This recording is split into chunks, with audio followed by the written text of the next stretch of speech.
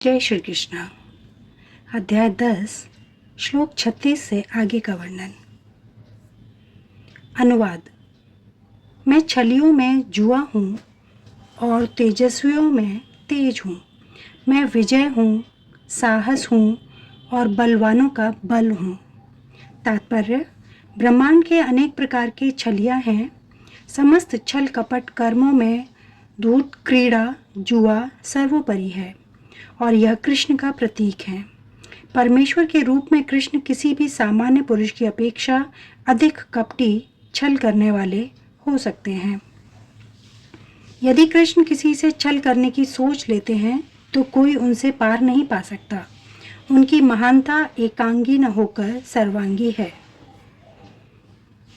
वे विजयी पुरुषों की विजय हैं, वे तेजस्वियों के तेज हैं।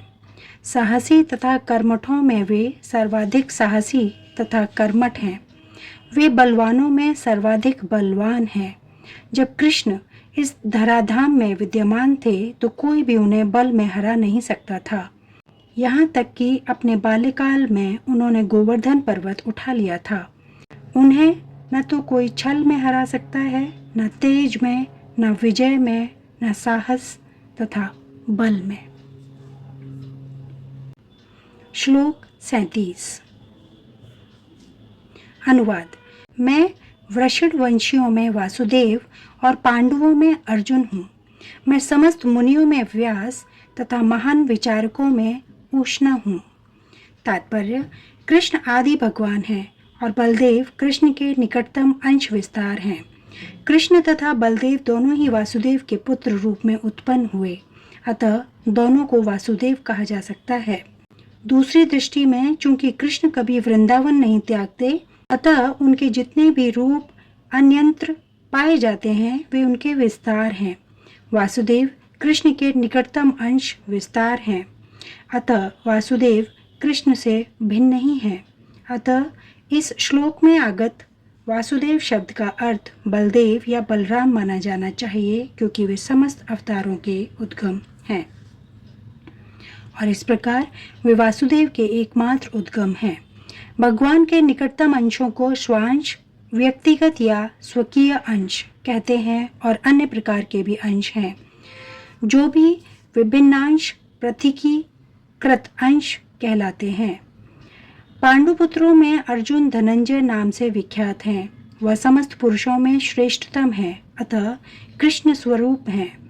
मुनियों अर्थात वैदिक ज्ञान में पटु विद्वानों में व्यास सबसे बड़े हैं, क्योंकि उन्होंने कलयुग में लोगों को समझाने के लिए वैदिक ज्ञान को अनेक प्रकार से प्रस्तुत किया और व्यास को कृष्ण के एक अवतार भी माने जाते हैं, अतः वे कृष्ण स्वरूप हैं।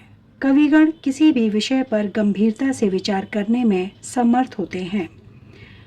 कवियों में उष्णा अर्थात शुक्राचार्य असुरों के गुरु थे। वे अत्यधिक बुद्धिमान तथा दूरदर्शी राजनेता थे। इस प्रकार शुक्राचार्य कृष्ण के ऐश्वर्य के दूसरे स्वरूप हैं। श्लोक 38। अनुवाद। अराजकता को दमन करने वाले समस्त साधनों में से मैं दंड हूँ और जो विजय के आकांक्षी हैं उनकी मैं नीति हूँ। रहस्यों में मैं मौन हूँ और बुद्धिमानों में ज्ञान हूँ। तात्पर्य: वैसे तो दमन के अनेक साधन हैं, किंतु इनमें सबसे महत्वपूर्ण है दुष्टों का नाश। जब दुष्टों को दंडित किया जाता है तो दंड देने वाला कृष्ण स्वरूप होता है। किसी भी क्षेत्र में विजय की आकांक्षा करने वाले में नीति की ही विजय होती है। सुनने, चौंकने तथा ध्यान करने की गोपनीय क्रियाओं में मौन धारण ही सबसे महत्वपूर्ण है, क्योंकि मौन रहने से जल्दी उन्नति मिलती है। ज्ञानी व्यक्ति वह है जो पदार्थ तथा आत्मा में भगवान की परा तथा अपरा शक्तियों में भेद कर सके। ऐसा ज्ञान साक्षात कृष्ण है। श्लोक 39। अनुवाद। यही नहीं, हे अर्जुन, मैं समस्त सृष्टि का जनक बीज हूँ। ऐसा चर तथा अचर कोई भी प्राणी नहीं है जो मेरे बिना रह सके। तात्पर्य: प्रत्येक वस्तु का कारण होता है और इस सृष्टि का कारण या बीज कृष्ण है। कृष्ण की शक्ति के बिना कुछ भी नहीं रह सकता, अतः उन्हें सर्वशक्तिमान कहा जाता है। उनकी शक्ति के बिना चर तथा अचर किसी भी जीव का अस्तित्व नहीं रह सकता। जो कुछ कृष्ण की शक्ति पर आधारित नहीं है वह माया है, अर्थात वह जो नहीं है। श्लोक 40। अनुवाद। हे परंतप, मेरी दैवी विभूतियों का अंत नहीं है। मैंने तुमसे जो कुछ कहा वह तो मेरी अनंत विभूतियों का संकेत मात्र है। तात्पर्य, जैसा कि वैदिक साहित्य में कहा गया है, यद्यपि परमेश्वर की शक्तियाँ तथा विभूतियाँ अनेक प्रकार से जानी जाती हैं, किंतु इन विभूतियों का कोई अंत नहीं है। अतएव समस्त विभूतियाँ तथा शक्तियों का वर्णन कर पाना संभव नहीं है। अर्जुन की जिज्ञासा को शांत करने के लिए केवल थोड़े से उदाहरण प्रस्तुत किए गए हैं। श्लोक 41। अनुवाद।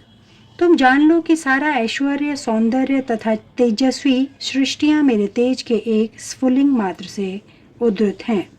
तात्पर्य, किसी भी तेजस्वी या सुंदर सृष्टि को, चाहे वह अध्यात्म जगत में हो या इस जगत में, कृष्ण की विभूति का अंश रूप ही मानना चाहिए। किसी भी अलौकिक तेजयुक्त वस्तु को कृष्ण की विभूति समझना चाहिए। श्लोक 42। अनुवाद। किंतु हे अर्जुन, इस सारे विशद ज्ञान की आवश्यकता क्या है? मैं तो अपने एक अंश मात्र से संपूर्ण ब्रह्मांड में व्याप्त होकर इसको धारण करता हूँ। तात्पर्य, परमात्मा के रूप में ब्रह्मांड की समस्त वस्तुओं में प्रवेश कर जाने के कारण परमेश्वर का सारे भौतिक जगत में प्रतिनिधित्व है।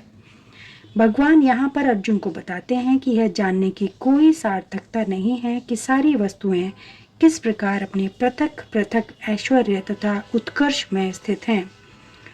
उसे इतना ही जान लेना चाहिए कि सारी वस्तुओं का अस्तित्व इसलिए है क्योंकि कृष्ण उनमें परमात्मा रूप में प्रविष्ट है।